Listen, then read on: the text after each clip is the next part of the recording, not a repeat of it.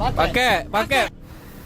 Pelaku merupakan juru parkir di minimarket Jalan Jenderal Sudirman depan SPBU Pahlawan Palembang.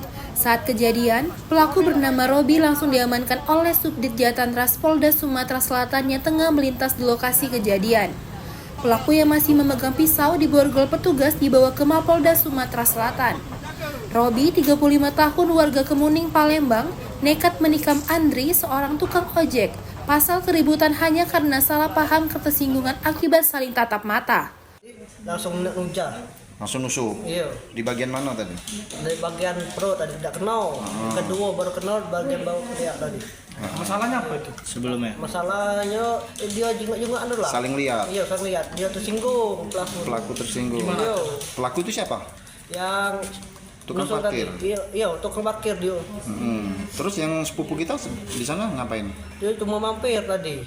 Mau mampir kemana? Dia mampir di aku, Maxim tadi kan habis ngojek dia kan. Oh, Mampir ada di tempat saksi aku. langsung Iya. jualan? Iya, aku jualan situ. Akibat penusukan itu, orang tua korban membuat laporan di Sentra Pelayanan Kepolisian Terpadu, Polda Sumatera Selatan. Dari Palembang, Firdaus iNews melaporkan.